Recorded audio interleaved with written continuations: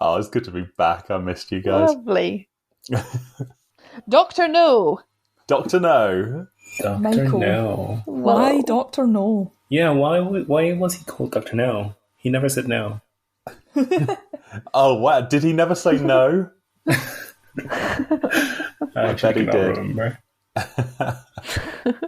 Well, I picked Dr. No, and it was partly because we had so much fun discussing Star Wars, and I thought it would be fun to go for another like massive blockbuster, but maybe a massive blockbuster that we tend to only think these days about, like sequels and about the discussion around it, and you kind of forget where the things came from.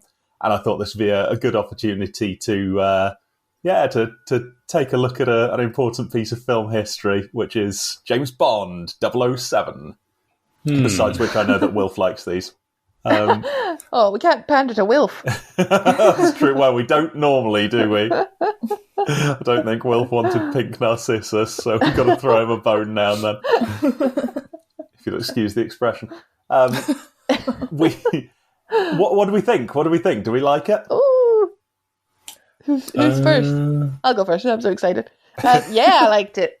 Yeah. Heck yeah, I liked it. I thought it was great. I've not seen very many of the Sean Connery Bonds, and now I want to see them all. Was it Brilliant. just Sean Connery that you liked, or was it the film? No, it was just Sean Connery. Okay.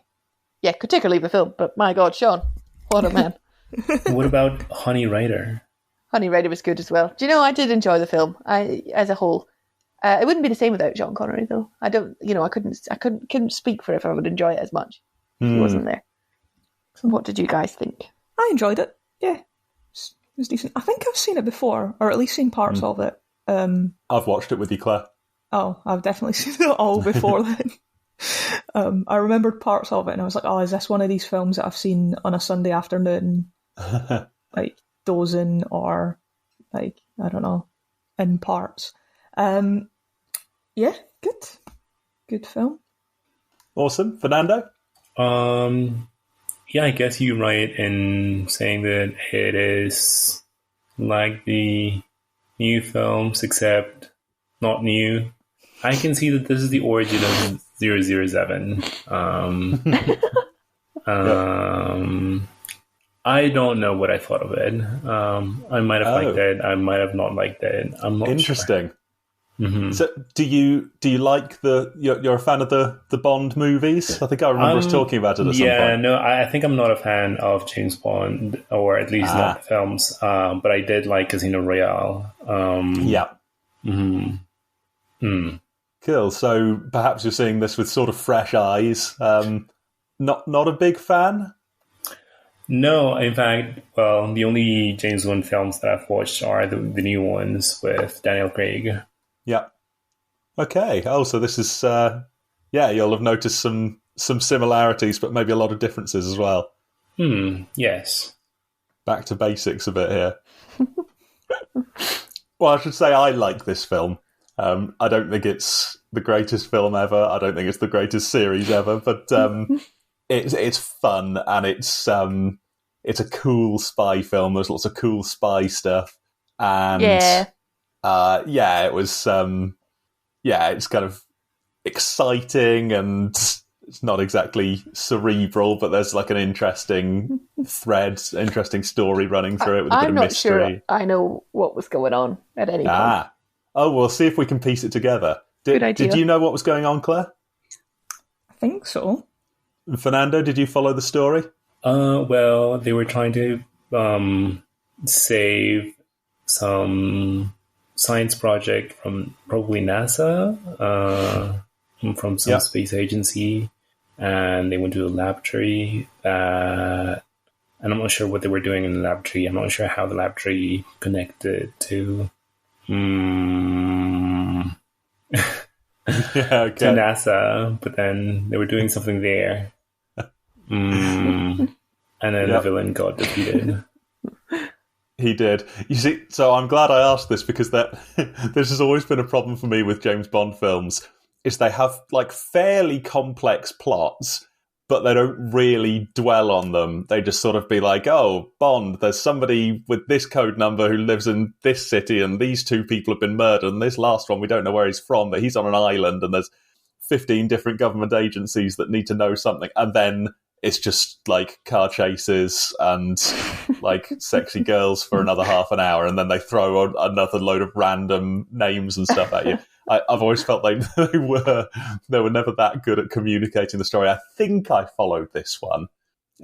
Maybe Claire can help us out. Laura, did you follow it? I think I followed it until they were at the lab, and then I lost a bit of track of what they were doing and what Dr. No was up to, and how him turning the... I mean, I know he just destroyed the lab before they could send the rocket. The uranium. Oh, was it uranium? I don't really. What was he doing? You sound like one of the screenwriters.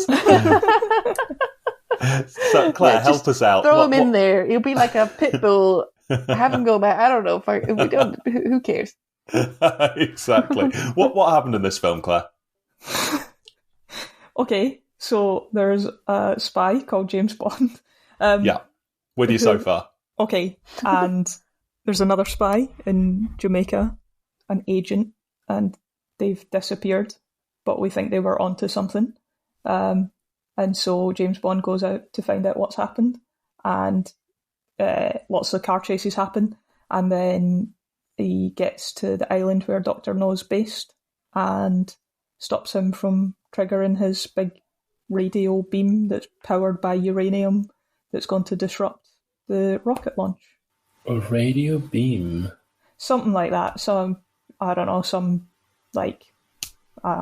it would be like a blocker or something now to stop communication or somehow prevent the rocket launch. Yeah. Don't second guess yourself, Claire. They did say radio beam, and the fact that I don't think that is an appropriate term is not your fault. Yeah, I think he stopped the science that Dr. No was going to use to stop the rocket launch. Yeah. There was science. Exactly. So Dr. No did the science, wanted to mess up the US rocket launch, which was sending a thing up to the moon.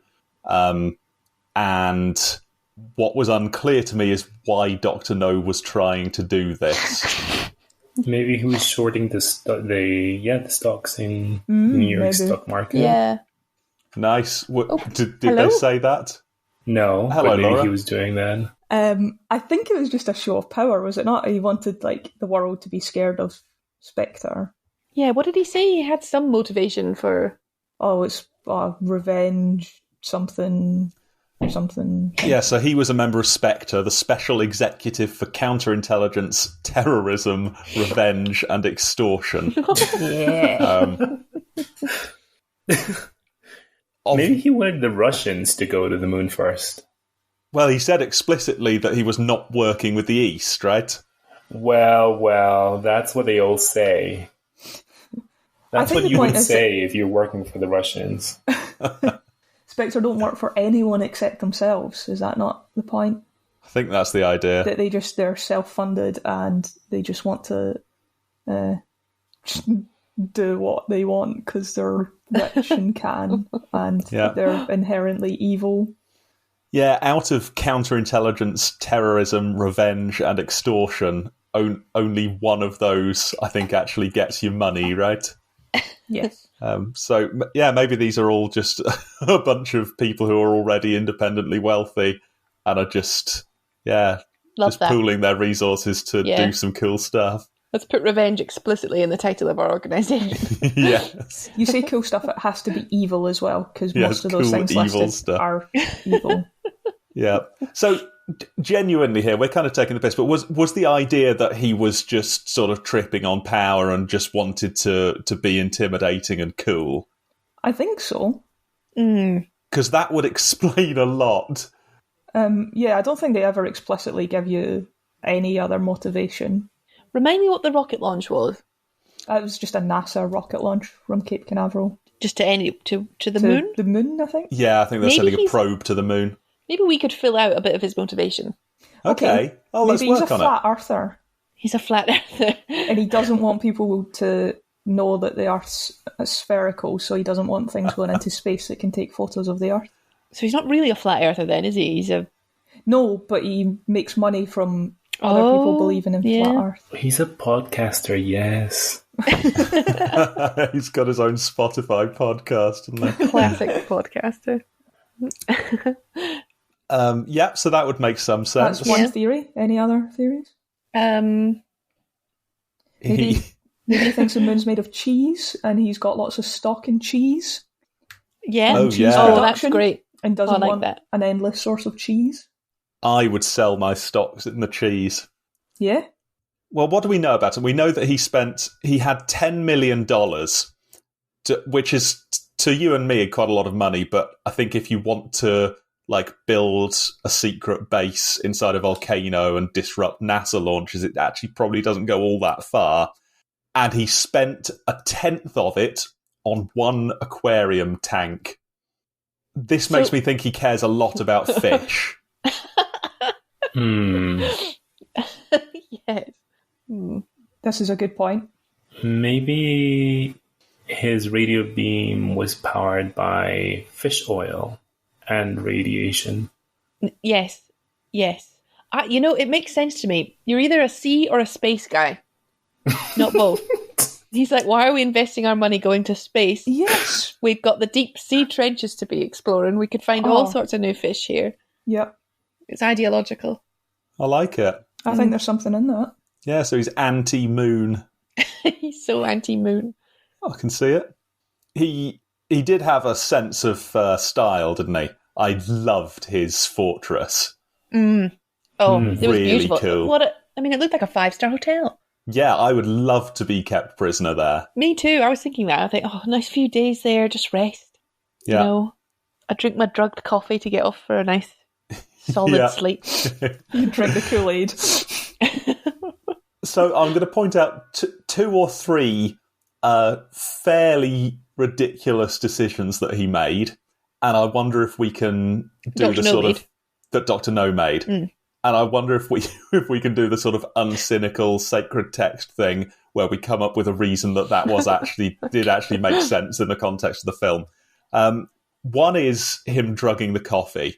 The 2 of them were utterly at his mercy. They were completely his prisoners. He had arrested them and could have done, he had handcuffed them.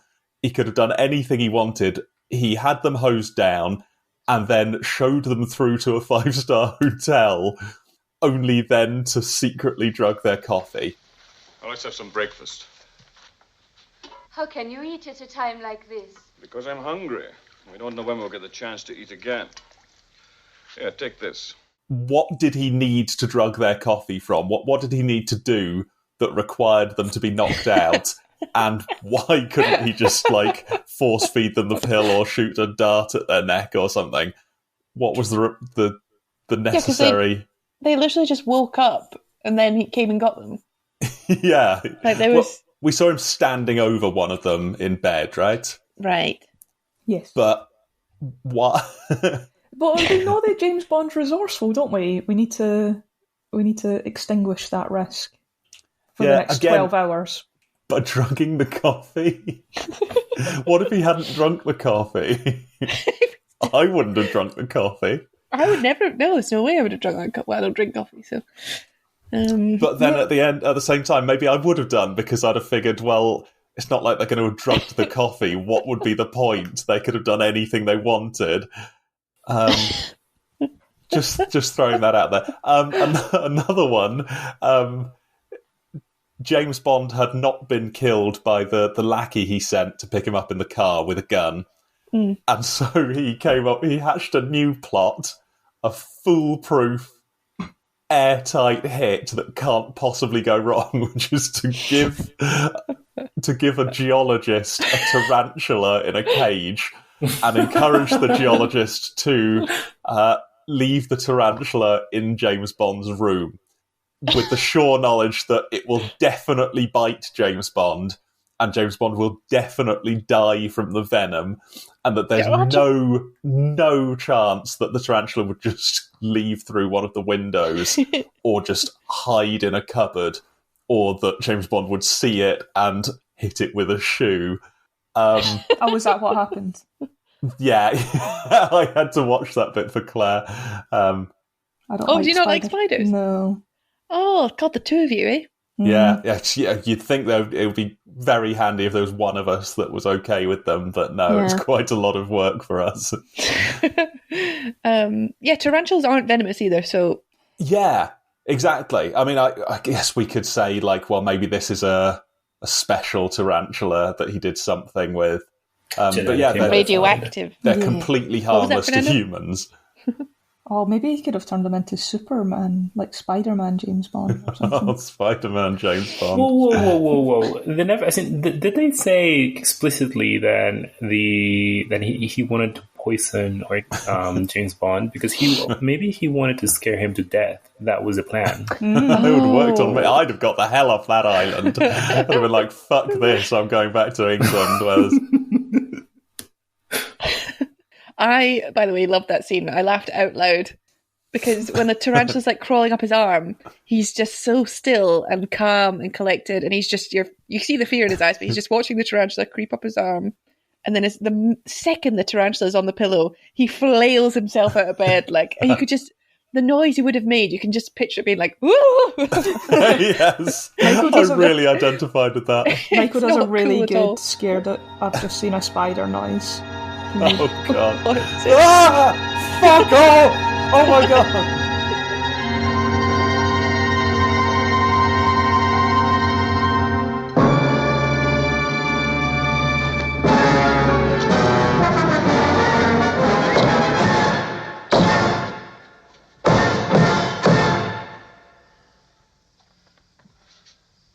Really good. So yeah, and that would have been me as well, like leaping out of bed and screaming and like smacking this thing with my shoe and going, die, die, die, oh my God. I'd have woken up the whole island. So apparently Sean Connery is terrified of spiders, so they had to get a stuntman to do the arm bits. And he said that so I scene could tell was like this. the worst scene he'd ever filmed, or like, one of the worst. Oh, wow, that's pretty cool. Yeah. So the worst scene Sean Connery has ever filmed. I don't think that was it. I think that should be a category of the Oscars. So I was figuring out how they did the effects for it. So we could see there were some shots where it was just someone's arm, and we didn't see his face. And the ones where we could see him, the spider was kind of moving in a way that made it clear it wasn't actually on his arm. Right? There was like a piece of glass or something. Would you have let a tarantula, crawl up your arm? No. So this is not the even other if thing. you were paid. I think for so. a film. I think they're quite cute. For a film? Oh dear. Yeah, I mean there is an amount of money they could pay me to do that. That amount is probably more than £300. If they were to give me £100, I would do it. Yeah, okay. Or even £50, or even a coffee from Starbucks. You're not scared of spiders? I am scared, but it's just a spider. Yeah, okay. They are harmless. They are harmless. They're like bees. Yeah, bees aren't harmless. Bees but can they're sting nice. you They're and like it really hurts. Dogs. They're fluffy. Yeah. I don't know. Yeah, it didn't actually freak me out too much watching it this time. I remember really cringing at that scene before. There was something about the way it was sort of, furry, like a cuddly toy or something. It wasn't so bad. No, I don't know. Oh, worst cuddly toy ever. Yeah, I mean, don't get me a cuddly tarantula for Christmas, but I kind of hate that tarantulas exist. Do you get them in Mexico? Big spiders? Yes, I've only seen a tarantula once. But yes, there are tarantulas in Mexico. Oh, was it like in your house? It was in the garden, yes. Fuck that. That's another country off the list of places I'm willing to visit. Yeah. Oh, sorry, Fernando. The Christmas visit is cancelled. Yeah, you can come to us. Unless you do something about the tarantulas, because they're really sensitive as well, aren't they? You like when they're filming them and stuff, they have to be really careful because, like, if they fall from a meter high, they just die. Yes, Yeah. they're very easy to kill. Yes, Like eggshells. Thank God. Oh, yeah. I think Sean Connery probably did the job there when he bashed it with a shoe for a full 5 minutes. Yeah, that would have been me though. I've definitely hit a spider several times after it's clearly dead. Spiteful. I don't feel good about it, but sometimes I just really need to be sure. Yeah, why do we think he did that? Maybe he was just punishing the geologist. Maybe the geologist was afraid of spiders. Oh yeah. And he didn't really want to kill Bond at this point. He wants Bond to get to the island to see if he can do it. Oh, that's a point, isn't it? Yeah, he talks to Bond about how he could have had him killed, but he just wants to. Yeah. He wants him to join Spectre. You persist in trying to provoke me, Mr. Bond. I could have had you killed in the swamp. And why didn't you? I thought you less stupid. Usually when a man gets in my way. But you were different. You cost me time, money, effort. You damaged my organization and my pride. I was curious to see what kind of a man you were. I thought there might even be a place for you with Spectre. Well, I'm flattered. I prefer the revenge department. Of course, my first job would be finding the man who killed Strangways and Quarrel. Unfortunately, I misjudged you. You are just a stupid policeman. Oh, was it? Yeah, it was just a threat. It was a horse's head in his bed. Oh, a tarantula in his bedroom. I'm looking at the Wikipedia plot summary. It does say, under strict instructions, Dent attempts to have Bond killed with a tarantula. Well, However, that's just Bond the kills Wikipedia the guy. spider. Yeah. Well, I think you should update Wikipedia to say Under strict instructions, Dent places a tarantula in Bond's room for reasons unknown. clearly not an attempt on Bond's life because tarantulas are not venomous. Did we solve the coffee one? I don't think. I don't think we did. I think he just wanted to make sure he kept Bond around until the launch. And I mean, he was in a windowless concrete room. I know, but it's Bond, isn't it? Like he had. Yeah, but then he put him in that room with an air shaft. Yeah, but that was electrified with tension. So should have put more coffee. Maybe he did leave some coffee in that room as well. Well, maybe he like, just I'm leaves not it in falling for that all one the twice. Splashed him on his head pretty hard. I'm sure he was pretty unconscious. All the guest bedrooms have drugged coffee. It's just a courtesy of this hotel. It's like a sleeping pill. Yeah. You know, rich people. It's quite good. I like the fact that it's coffee that like famously keeps you awake, doing the exact opposite of what it's meant to. Maybe he just didn't think things through. Maybe. He's a busy guy. He lives on this, he lives in a uranium mine. It does seem like a stupid place to live. He's got no hands. He lives in a mine. He loves fish. Yeah. I mean, I'd have loved to live there, but also I wouldn't have used it to like kidnap people and mess with NASA rockets. Well, to each their own, that's what I say. I'd have used it for like really cool parties. I mean, he probably did have cool parties. Why do you think he's got so many guest bedrooms? For his prisoners. Yeah, it's just not clear what his motivations was. And we'll never find out because Bond drowned him in the boiling hot radioactive water or whatever. Yeah, that was ableist. I think I'd have done it. I think that guy needed to die. The film was being ableist. Oh, sorry, the film. I didn't hear ableist. Yeah, okay, right. Talk to us about that. Just the fact when you've got so they've highlighted his disability. Yeah, he talks about missing his arms. He's missing his. Is he missing his arms? Or just his hands. His hands, which he's replaced with metal hands. Yeah, and just that shot at the end where Bond's tipped him in, and he clearly could have gotten out if he had hands, but they show him just scabbling at the pole, unable to get the grip on. Just felt a bit. They're almost mocking him for having metal hands. It was like a narrative punishment for losing his hands, wasn't it? Yeah. Very nice use of the word narrative punishment. Yeah, thank you. Do you know yeah, how that he was lost his hands? Did we? Yeah, did we learn how he lost his hands? Yeah, it's from radiation poisoning. Ah.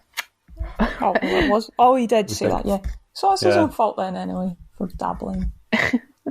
Yeah, that's right. So maybe he deserved narrative punishment for his narrative misdeeds. Yeah, I think it's the fact that someone who's lost their hands, you do tend to feel unconditional sympathy for them, right? Like whatever happened, even if they did something kind of stupid, you kind of think, well, they didn't really. It is still a shame they lost their hands. If it had been like he'd been dragged, what you want is something like in The Mummy, where Benny gets crushed to death in the temple because of his greed, because he's trying to drag a huge sack full of stolen gold with him, and that slows him down too much and he dies. You want something like that for Dr. No, right? Yeah. Like he sinks to the bottom because of his electric hyper shoes that are too heavy that he uses for spying on people or whatever. And if only he hadn't done that.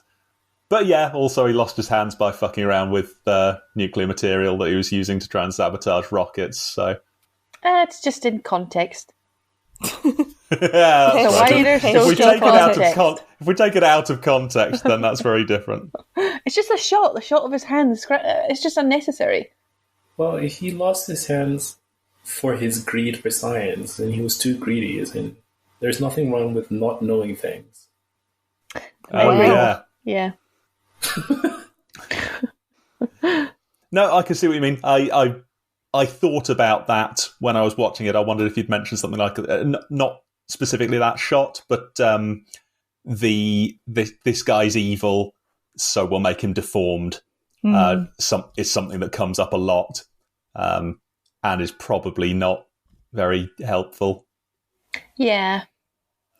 I also hate the implication that people with disabilities somehow deserve it, and that he's injured because he deserved it, and the only time you see someone represented with a disability is when it's their own fault, which is That's a good point I'm going as to well. say most of the time that's not the case. I'm going to go bold. Except for Odin, who doesn't have an eye because he traded for wisdom, and he's a god. Wow, I'd trade an eye for wisdom. Yeah, one eye. I don't think I Preferably would. the left. I like my eyes. Oh, think about being wise, though. Imagine if you were wise. That would be terrible. I live in my own ignorant little bubble at the moment. I don't know least anything. one I don't need to know anything. At least once you'd made the trade, you'd know if it was the right choice. Because you'd have wisdom to tell you. Yeah. You'd be there at Disney World being like, this sucks. Oh, man. Wish I had my eye back. I wish I wasn't wise. I want to go back. It's already a struggle for me. You can just The imagine. 3D eyes are ruined because I don't have any depth perception. And because I now have taste.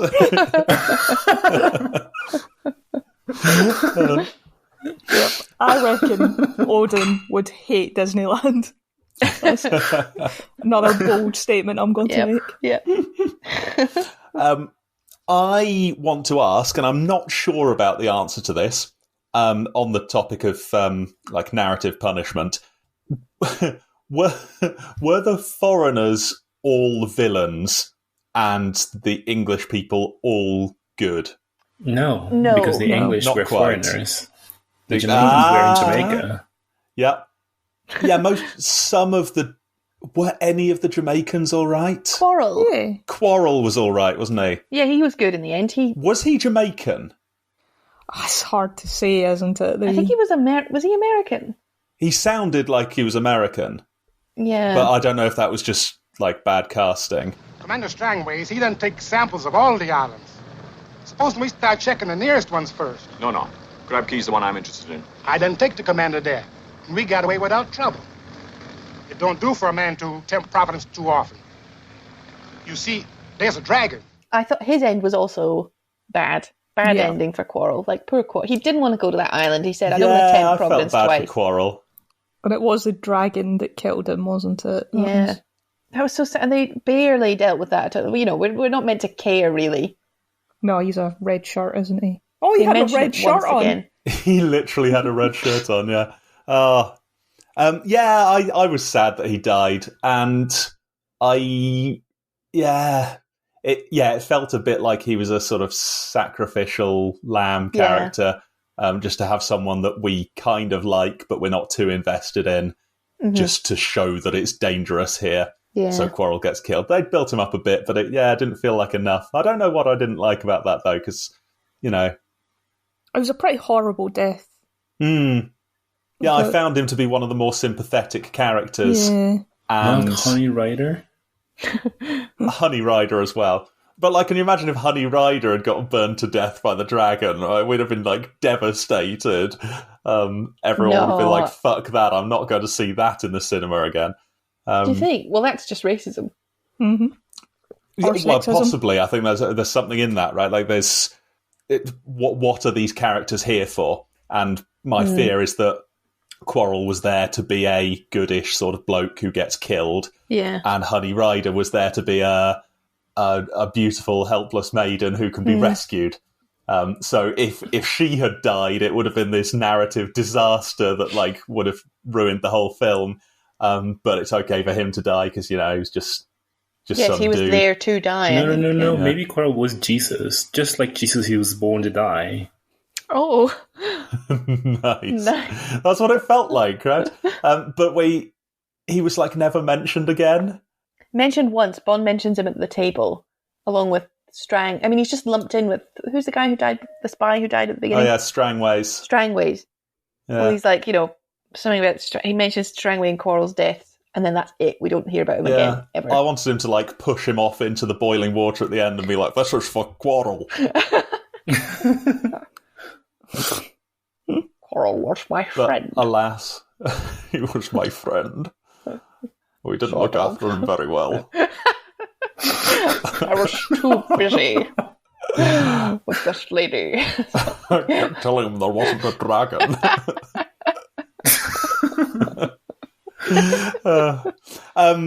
So while we've got into that, you talked about racism in the film, and I've got a few notes on that, or at least race stuff, because it occurs to me I always want to be cautious with just leaping into a film, being like, that's racist, you're racist, he's racist, this film sucks. They took the decision to set this film in colonial Jamaica. And I think if you've got a film set in colonial Jamaica, you have to say, colonial Jamaica was a certain way. It was a very, racist society. The whole setup was pretty terrible. Given that it was in colonial Jamaica, did the film treat the non-white characters fairly, is my question. No.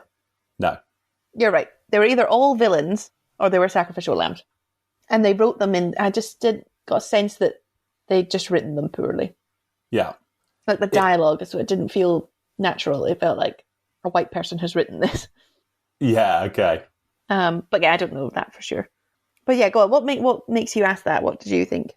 So all the way through it, there were things that make you think, oh, that's a bit weird. All of the Jamaicans were essentially servants. That was the role that they were playing. Quarrel was there, and Quarrel is a nice bloke. We liked him, but Bond and whoever the other guy was just ordered him around. Just the guy from the CIA.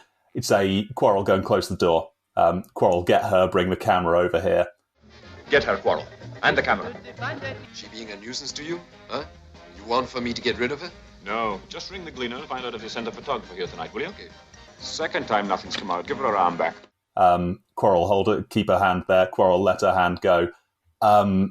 Not like he was a compatriot or a friend. Oh, yeah, right. But just like he was their servant. And again, I'm trying to be cautious here because colonial Jamaica was like that, right? There was the ruling class of British people and the subservient class of black Jamaicans. And at the very least, they weren't horrible to him. Was this just a depiction of reality? And I think that's not quite good enough for me because I think, as you say, we don't really have any of the... It's really the white characters and Dr. No are the main characters, the important characters that we really care about, that we are led to care about, and everyone else is somehow kind of expendable, and we don't really give a shit about them. Is that fair? Mm-hmm. Also, you just can't present that without critique, I think. You know, so I don't. The film is not saying let's look at this through any kind of lens, even if it is depicting reality. It's not giving us any moral pause. Yeah, it's just accepting it as this. You know, that's what's uncomfortable now. Yeah, and so I'm trying to think, like, given that at the time that was just the state of the world, should we, to avoid the ever-present trap of presentism, should we give them a bit of a pass there? Should we give racism a pass, Michael? I mean, like, we could insist that every film that was made in the first 60 years of the 20th century had a heavy-handed anti-colonialist message. But we don't insist that because we know colonialism was just a part of life. No, there but were some films that tackled that, but there were other films that just existed in that world. But we can call those ones racist. Can we call those ones racist? They were inherently racist. Oh, they're representing racist ideas without, as Laura says, they're not condemning it or anything. They're accepting this racist treatment and just presenting it as expected and normal. That the racism's implicit, isn't it?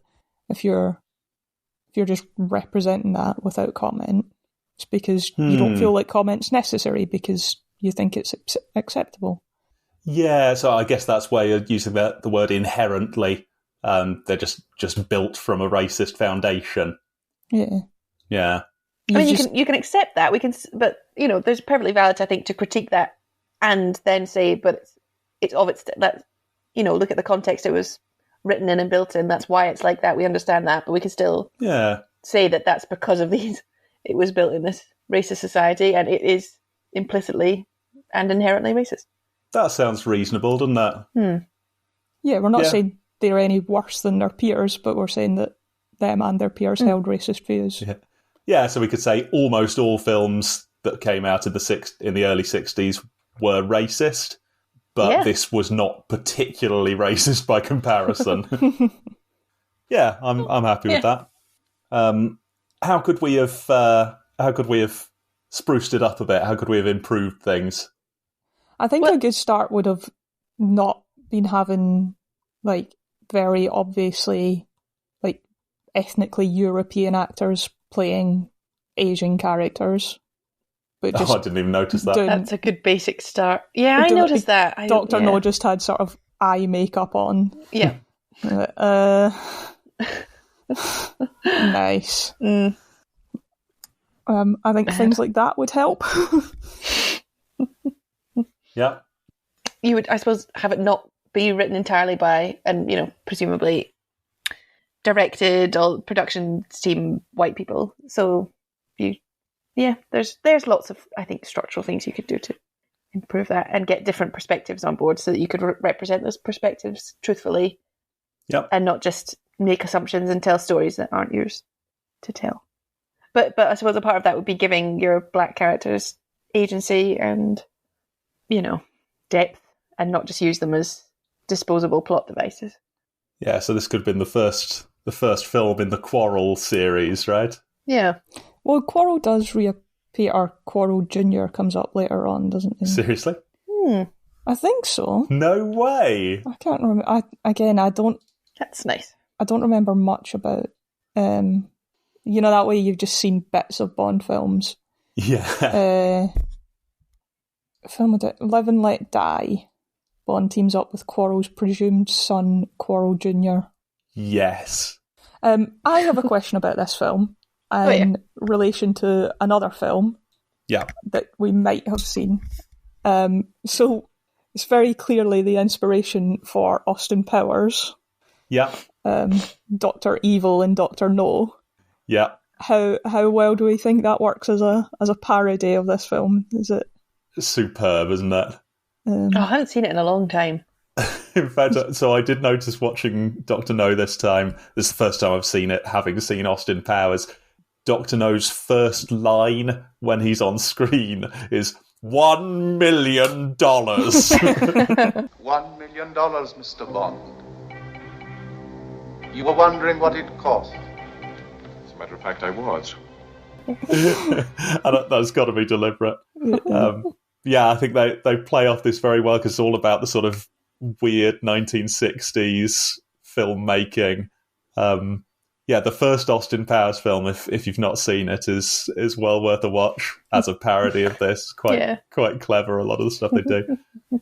Went a bit wrong in the second and the third films, but yeah, I think it very nicely captures the lack of motivation for Dr. Evil. He just wants to do evil stuff and he doesn't really care about any of the money or anything. $1 million. And does a lot about the womanizing spy who is meant to be really suave and cool and all the women swoon over him, but he's just completely laughable and pathetic.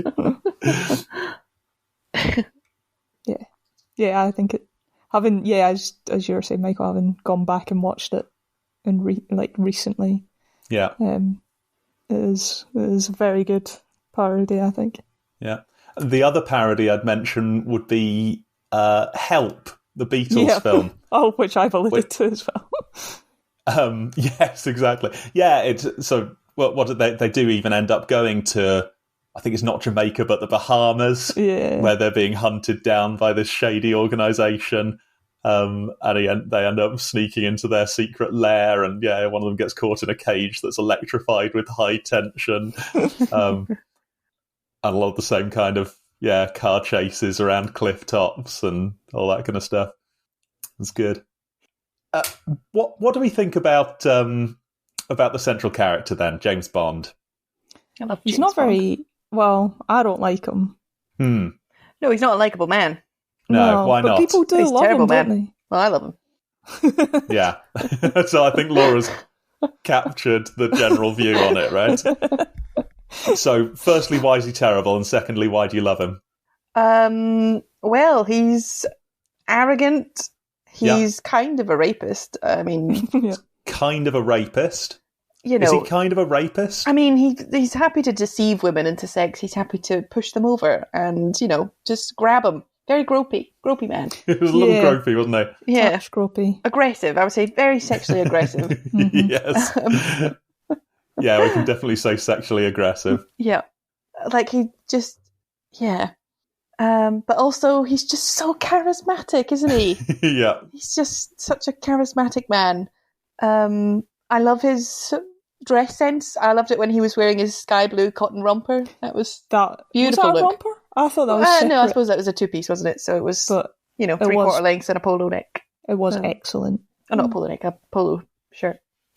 Yeah, beautiful. I'm pretty sure in another film he is in a romper. So that sounds great. Romper. Oh, yeah, Goldfinger onesie. Look it up. Also sky blue. They love putting him in sky blue cotton. It's just timeless though, isn't it? Yeah.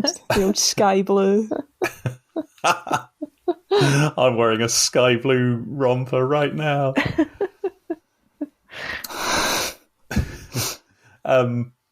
So we kind of hate him, but it's hard not to like him at the same time, right?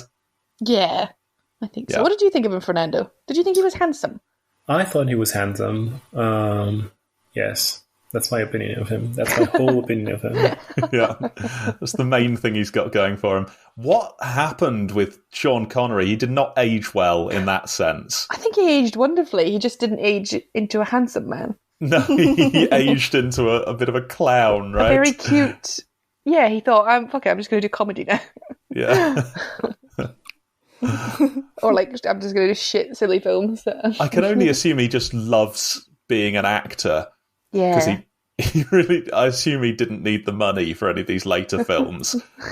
Yeah, the man's been James Bond, like the most iconic character in cinema. He's like, yes, I think I'll play King Arthur. You big haggis. I'll be the Spaniard. I haven't been one of those before. This sounds great. No hablo español. I won't have to do the accent, will I? No, I won't be doing that. He's great. It's so weird because I grew up with him old. Like, I never saw any of his James Bonds until very recently. Oh, so really? I'd only seen him in Indiana Jones, The League of Extraordinary Gentlemen, and like maybe a couple other things. But like, I knew him as an old man, and then watching this is still really weird. I don't really put them together. That's it. There's some disconnect where he looks like this as Bond, and then he looks really old in all of his other films, and I don't know where that line is. I've never seen the missing link Sean Connery, where he's sort of half each one. Yeah. I think it's just a snap thing, because I've seen, what's the Robin Hood one he's in? It's like Robin Hood and Maid Marian or something. Hello. I highly recommend it, by the way. Yeah. He plays Robin Hood, does he? It's 1976. Yeah. But he's still old in it. Like, that's he just aged in binary. He's like a sim. He just turned into an old person. Yeah. I mean, he's not fully grey in it, but like his face just became old. Wow. Yeah. Robin and Marian. He didn't seem young in this, did he? No, he must have been like, 40, 45 or something? Must have been. Don't know. Yeah. I would guess 45. He's definitely twice the age of any of the women he slept with. He was 31. No, he wasn't 31. This is what it says. That's hilarious. I can't believe that. I'm 31. I'm not as old as James Bond in this film. My God. Wow. Maybe people just looked older in the 60s. Yes, it was all smoking, I suppose, eh? Yeah, I guess. Oh, were they ever not smoking? All the vodka as well. Vodka and cigarettes. That was a quality scene. Yes. Where he realises it's poison and he just pulls out another one. Yeah. Absolute classic. That might be my favourite scene from the whole film. Yeah. Also, I can't believe he just killed the geologist. Like, he was about to tell you everything. Yeah. He was literally like, well, you'll never live to find out, so I may as well tell you everything. And then he was just like, nah, I'll find it later. That would be too easy. Especially when he's established that he doesn't have any bullets left. It's like, this man is not a threat. Killing him is now inappropriate. He's a professor. I thought that, again, this is one of the reasons I hate him. Oh, he's just murdering left, right and centre. That was just murder. Yeah. He did this other one where he made a big point of being like, I did it because I had to, honey. When he like strangled the guy under the water. I was like, oh, it's just when you have to then, is it? Not like when you don't really like the look of someone. I'm not in a listening mood right now. Yeah. Also, at the end, they jump into a boat and there's two people already in the boat. But they don't put up a fight. He literally just kills them. Yeah. Immediately kills them. When they're... That was so good. They could all just go together. He's like, nah, that's going to get in the way of my... He's got plans for that boat. Yeah. This looks like a... Oh, so much of the writing as well was just, and then another hot woman turns up. Yes. It's has the feeling of like I think there's a term for it, right? Where you're a writer and you just write things that you wish would happen to you. Yeah. Reminded me of Patrick Stewart in that episode of Extras. It was like, and then in the next scene of this thing I wrote, then another 3 naked ladies come in and they try to cover themselves up, but it's too late. I've seen everything. Go on to the next page. It's like that. There was a scene with Honey. What was her name? Honey Rider. Honey Rider was her name. Rider, wonderful. What's your name? Ryder. Ryder what? Honey Ryder. What's so funny about it? Nothing. It's a very pretty name. It was when they were sitting together in the trees, it really reminded me of that time machine scene. Where she was literally like, is there a woman in your life? Do you remember that scene with... what was her name? And she's like, "Are there women in London?" Wiener, yeah. Wiener. Oh, God. They've just written a wiener. I mean, she was like Wiener. She's, "I need my shells. I'm just here collecting shells." She had the faintest hint of being like a modern independent woman, right?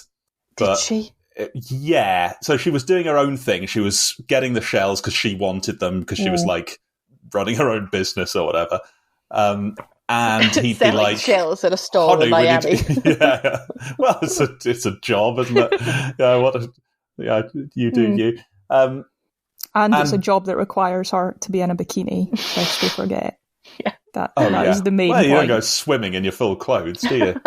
When faced with having to find a career that would suit this woman that Bond has gone to sleep with, we had to think about what jobs would require a bikini. Yeah. Couldn't be an accountant or something. She travels between Miami and Jamaica to get shells. Yep.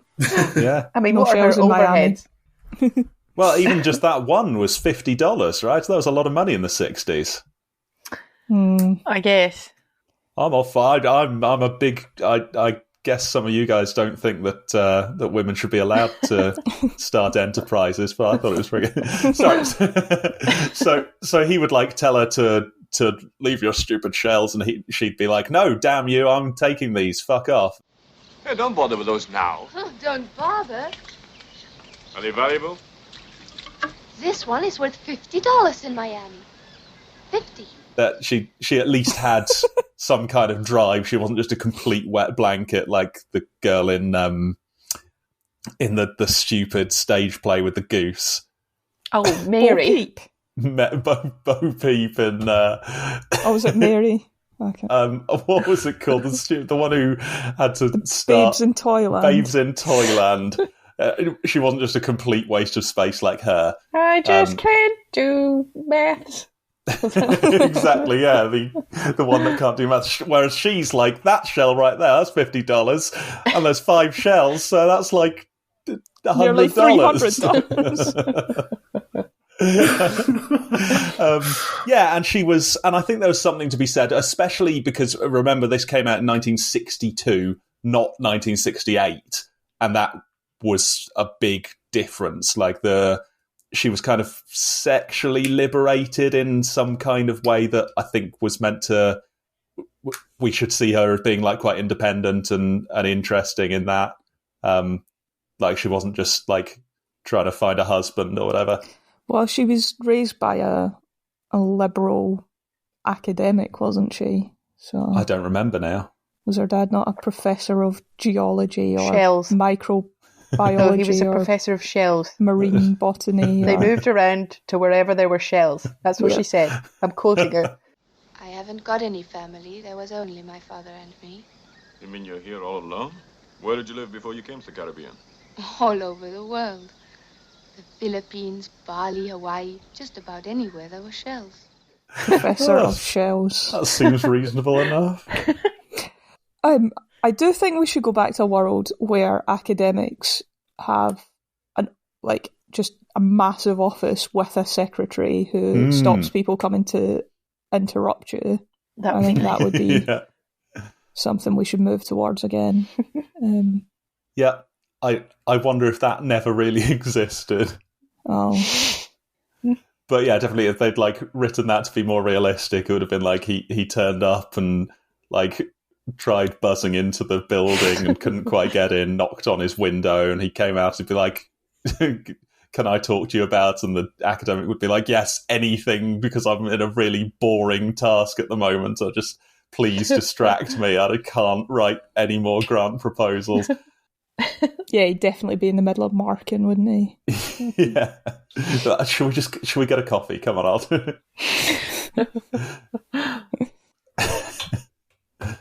Yeah, not working for a mysterious person on another island nearby. Oh, he's in industry now. Is that what it is? He left. Yes. I'm going to join a supervillain. Yeah. Works on uranium. We've all had colleagues who take the supervillain route, haven't we? Yeah, go and work for Dr. No or BP or whatever. One of the evil organisations. Doctor No backstory. That's what it is. Oh, nice. Doctor No motivation. Savage. But yeah, I liked Honey Rider. I thought she was at least kind of cool, but also she wasn't quite. Well, I mean, she mostly just did what she was told. She mostly did what she was told. But in a crisis situation, I would do what I was told. If, like, I'm just getting shells and then there's a secret agent who's telling me how to avoid getting shot by a machine gun. I don't know. If he initially began by coming out trying to woo me with the song, you lose a certain respect for him. Underneath the mango tree, my honey and me. Who's that? It's all right. I'm not supposed to be here either. I take it you're not. In that kind of holiday outfit he had going on there. I don't think I trust you. So you say you're a secret agent?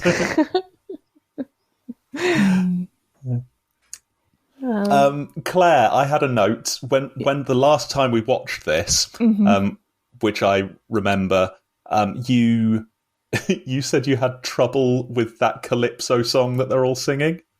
Had trouble with it. Is it because underneath the mango tree? That one. Why did I have trouble? Is it because I can't do the rhythm? You said it was something to do with the rhythm just sort of broke your brain and you couldn't deal with the syncopation or whatever. Yeah, that happens quite a lot. Did you have trouble this time? Yeah. Okay. Underneath the moonlit sky, me honey and I come sit hand in hand. Underneath the moonlit sky, me honey and I come make fairyland. Mango, banana, and Well, I can't do it. Like, I can barely count 4/4, but start emphasizing an offbeat, and I just everything just turns to mush, and I can't do anything. Yeah, can't concentrate on anything else. Shame. It's just broken. Oh, I'd forgotten that, but yeah. Symbolism? Yeah, we can get some of this, can't we? That's the sound of the flute being fetched. Yay! It was all about how great the British Empire is. Oh, that's maybe good. That's not symbolism. Yeah. Maybe that's just a straight reading. Yep. Yeah, I think that is just what the film was. Yeah. The sort of natural servant classes in the colonies, and how they needed to get someone sent from London to sort the whole thing out.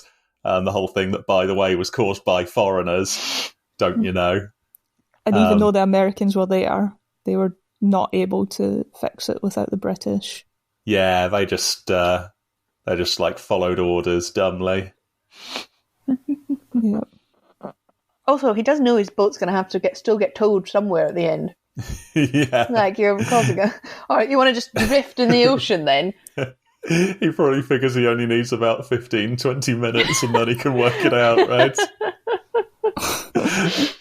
Oh, God. Symbolism. I thought I was really onto something with symbolism. This is not really symbolism. Let's hear it. Because it's didn't pan out into anything. But Honey Rider... What could there have been? Was when she was talking to him, she was describing her sort of backstory. When she talks about getting revenge on that man who'd like raped her, and she said that she'd put a black widow into his room, like a black widow spider, and then she says a female, and they're the worst. There was this man who owned the place where we were living. He let me stay on for a while without paying. Then one night he came up to my room. Well, you know. I scratched his face, and then... But he was stronger than I was. And what happened after that? I put a black widow spider underneath his mosquito net. A female, and they're the worst. It took him a whole week to die. I thought this was like That's totally great. Setting her up to be a traitor. That she was going to be the Black Widow, and like, female women, eh? Women are the worst. They can never trust them. They're poisonous. That would have been great. Good twist. I mean, that's the sort of twist they do all the time, right? That the women that they fancy and they think they're protecting, turns out they're evil. Or at least that would have been good. That's what happens in Indiana Jones. But I think that's came good. to nothing. Missed symbolism, isn't it? Missed an opportunity there. I would argue that is not symbolism. That's just a fact of real life. We have a kindred relationship with poisonous spiders. No, even if she didn't turn out to be evil, though, that's still good symbolism. Like she is the Black Widow. She looks tiny and insignificant or whatever, but she's she's got a bite. Shame they forgot that immediately. Yeah, it's a shame she never really showed that. Yeah, again, just needed one that, or maybe I'm looking for box ticking or whatever, but maybe if she'd rescued him after he'd been thrown in the dungeon or whatever, I don't know. Oh yeah, what was why did he have her chained in that? God, Dr. No was really just doing whatever. Yeah, he was making it up her as he went along. handcuffed by her hands and feet, but lying down on the floor in a sort of dark, dank, dungeony room. So that the prisoners have two options. We've got the luxury suites. That's for before dinner. I was so stressed because I looked at the clock and there was only 3 minutes left when he went in and saved her, and I was like, how are they going to wrap this up and get time for the credits in 3 minutes? But he just bashes his way out, kills two blokes, and they're in the boat home dry. We're nearly at the end of the sixth reel. I don't have time to negotiate. I've got some other symbolism. Ooh. Yeah. So, remember at the beginning when they're talking about his gun? The Beretta? And the gun guy, is it Q? I don't know if it's someone else. Is like, belongs in a lady's handbag. And they have to persuade him to get a manlier gun. Yeah. He has to give M the gun, the Beretta, and he places it on the table facing M. It's pointing to him. The lady's gun. What does it mean? Yeah. All right, I see. You found the symbol. I found the symbol. I haven't interpreted it. That's got to mean something, hasn't it? To me, you've got to admit it's interesting. So obviously the gun is his dick, right? Michael, jeez. and guns are interchangeable with dicks in all circumstances throughout the film and all films. And it was like he was having it taken away from him, so it was at least like sticking it in M's face. I think there's a reason they later have him saying, "I'm feeling Italian and musical." That means something as well. Yeah. Tell me, nobody just says, "I'm feeling Italian and musical." I don't know, I said that last night. I say it all the time. Yeah. I'm going to start saying it all the time. I love it. Yeah, interesting. Also, her offering him a Chinese dinner, a home-cooked Chinese dinner. I'm hungry. Let's go out and eat. I'll make you a Chinese dinner here. No. I'm feeling Italian and musical. Let's go to the Blue Mountain Grill. I'd rather stay here. It's more fun. Alone? What was that about? I was very tempted by that. I'd definitely have been like, yeah, I've got a bit longer. Go on then. What are you making me?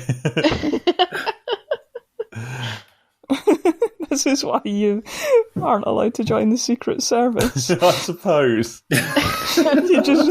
You'd get trapped in all these things. You're just like, oh yeah, great. Oh, that sounds really good. Winnie the Pooh, you're just someone with honey under your nose and you're bumbling off after it. Yeah, perhaps I could just stay for one course. And then after that, I'll go and meet Christopher Robin. Yeah. But I mean, like, he was deliberately killing time there, and he did it by, again, very, very aggressive sexual manoeuvres. Yeah, not cool, James. I mean, sort of not cool on her side, because she was also doing the same thing. You know, she was killing time and she was trying to kill him. Playing each other like bassoons, weren't they? But he knew that she was doing that, so it was a bit worse. You know, he went into that with his eyes open. She was deceived. But she was deceiving him. Yeah, but he knew that she was deceiving him. Yeah, so that makes what he's doing better, right? No, that makes it worse. She thought she was deceiving an innocent. They're not on an even keel. Yeah, exactly. He's got information that she doesn't. What? So she wouldn't be doing that if she had all the facts. But he has all the facts, and he's still doing that. Yeah, but he knows that she's a baddie, right? Yeah, he so knows that exactly. he's being played, so he can't have any sympathy for her after that. Then. That's his only thing. He's got no need to do that. She thinks she has to do it. She's being coerced into doing this. She's not being coerced into anything. Well, she's being a bit coerced by him because she didn't really have a choice. Like, he basically just rips her towel off. Yeah, he was, as you say, quite forward with it. But no, I think the fact that he had discovered that she was a villain who was trying to sleep with him to... Oh, what's a villain? She's a woman trying to survive in a hostile patriarchal world. But again, she thought that he was completely innocent. No, and she thought was that doing he was all of this. He's the antagonist in her life. Whoa. But he's a spy for the Empire. He's not innocent. For the Empire, yeah. Yeah, I think if I was considering sleeping with someone, like to get something, like deliberately doing it for secret agent reasons, and then I discovered that they were up to no good, I wouldn't then think, oh, well, that means that it would be unfair for me to do this. Well, I think you should look at yourself then. Fair play. I think he's got all the facts, so he can consent. He knows exactly what it's doing. She doesn't have all the facts. Her consent is premised on a lie. Wow. That's so mixed up, though, right? Like, the only reason she's doing any of this crazy world, Michael. It is a mixed up, crazy world. Except for Lola. Except for Lola. Who's Lola? It's a song. By the Kinks. Okay. It's a muddled up, mixed up world. Except for Lola. La la la la Lola. Oh, that one. Yeah, okay. I don't know the verses in that one. Well, interesting stuff. Yeah. I mean, overall, bigger picture, I think probably we shouldn't just like randomly be sleeping with people to try and get information from them, or to try and like delay them until our lackeys turn up or whatever. Yeah, making dinner true. though, that's a different matter. She'd probably have put sleeping drugs in it, and that would have ruined it all. Yeah. Drugs for everyone. Oh. Good end. I don't have any other thoughts. No, me neither. Except bring back Quarrel. Yeah, justice for Quarrel. Justice for Quarrel. The full Quarrel cinematic universe. With the Honey Rider spin-off series. Oh, I did quite like Honey Rider. Yeah, I wanted a whole film of her just collecting shells and selling them in Miami. Collecting the shells. Yeah, it'd be a different song each episode. Oh, that's nice. Did we like the woman in the beginning? She wasn't very memorable, but she knew what she wanted. Yeah, I liked her. Too bad you have to go. Just as things were getting interesting. Yes. Tell me, Miss Strange, do you play any other games? I mean, besides chemin de fer. Golf, amongst other things. More afternoon, then. Tomorrow? See now. And, we could have dinner afterwards, perhaps? Sounds tempting. I was questioning what purpose she served. Is this the one in the casino? Yeah. Yeah. But her only purpose was to be like, hey, James Bond.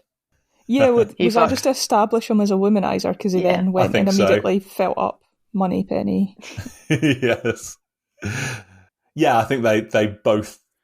I mean, they served some purpose in the film. They were, like, particularly the woman in the casino was like gave us some cool, suave conversation and some... Yeah, it sort of set up this whole world that they live in. But yeah, it cemented James Bond's character, didn't it? Also, his extreme luck, and I stand by this. Like James Bond is not good at cards. He has no skill at cards. He just gets lucky, and like this is a big deal in Casino Royale, where he just happens to get a pair of aces, and it's like, oh yeah, you're so good at poker, aren't you? I'm sure with Casino Royale they like got some poker experts in and went like, right, how can we show that he's great at poker? And they started talking about percentages and stuff, and they were like, no, make it simpler. How do you be good at poker? And they were like, well, just get a full house every time. That'll do, right? And this is always the way, like, escaping from his cell, he picked the right direction every time, magically. Like, the number of choices we saw, the chances of that were like, less than 1% that he'd get it right first time. Yeah, just, he's a lucky, lucky man. Yeah, we didn't see what happened to 00's 1, 2, 3, 4, 5, and 6, did we? Yeah. Any last thoughts, Fernando? Do you think you'd make a good James Bond? I think it would be a good James Bond, yes. So maybe I should apply for the next film.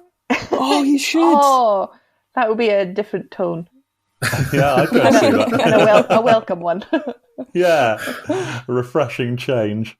I think you'd be more on the Pierce Brosnan end of the spectrum, which is good. I think that's good. Composed. It's Idris Elba Slightly next, whimsical. isn't it? Apparently he's too old.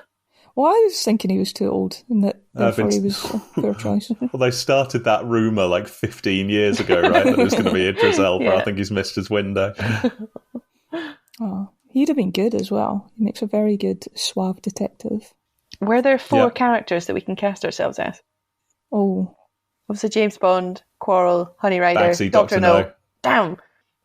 Sorry. I think the only one of us cool That's enough fine. to be James Bond is Fernando. Yeah, Fernando, you're James Bond. I wanted to be Honey Rider.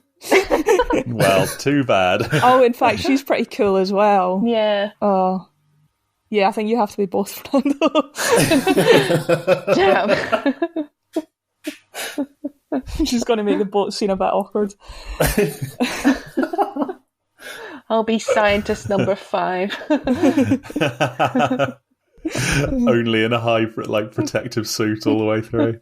I just get strangled so that he can have my costume. Yes. So much death, honestly. A lot of death. Only because I had to. Is that another thing in Austin Powers as well? It's like nobody ever thinks of the henchman. There's a whole scene of the henchman's family being like, when's Daddy coming back?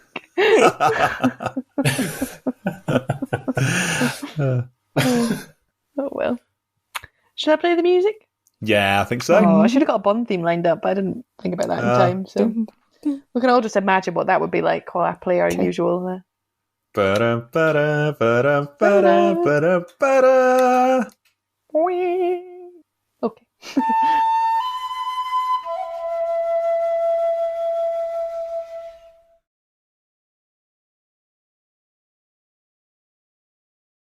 Lovely.